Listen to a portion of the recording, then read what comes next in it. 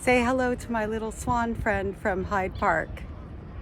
I've landed in London on my way to Costa Rica,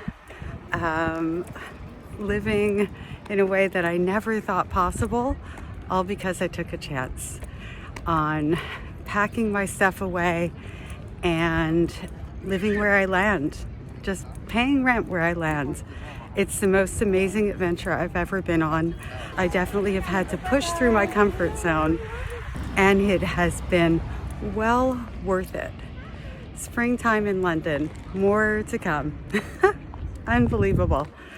I could just cry those tears of joy. And let this be kind of a bit of an example that no matter what's going on in your life, no matter what happens to you, the things that we go through, especially as trauma survivors. 3 years in the court system not to get justice. I'm not going to let that rob me of living my life. That's a choice that I've made, and I'm no different than you. We all can make different choices to improve our lives.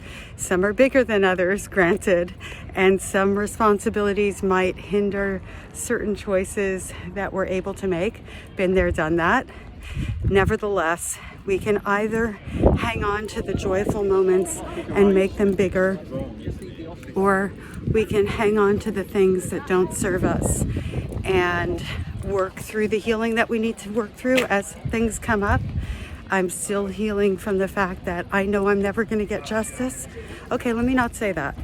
I'm healing from the fact that I didn't get justice, that I was re-victimized by the justice system. And I'm not going to let that stop me finding joy and love. And I refuse to give any of my abusers the opportunity, let me not fall on my face, I do that a lot, the opportunity to take moments away from my life. You know, when people are abusive, like my mother, for example, kid just tried to snap a pigeon, red flag. When people like my mother tried to destroy me and form a life for me, sending me out into the world at a disadvantage, of the greatest disadvantage, and all the other predators that I was pre-groomed for, all of these things that happened to me, if I continue to give energy to that in the respect of holding on to anger instead of facing the anger and processing it, and when I say holding on to anger, I mean pushing it down somewhere where it's constantly got a hold of you instead of facing the things that I've needed to face. And look, Mother's Day is coming up. That's a wound. I'm going to feel it. And then you know what I'm going to do? I'm going to go out and live my best life again, because I'm not going to allow somebody else to control how I feel in this world. And especially since I know it would give particularly my mother great joy to know that I'm living in anger while she doesn't give a toss about me or have any feelings whatsoever, right? So why would I give her another chunk of my life? I didn't have a choice before. She took them. I do have a choice now. So again, I'm no different than anybody else.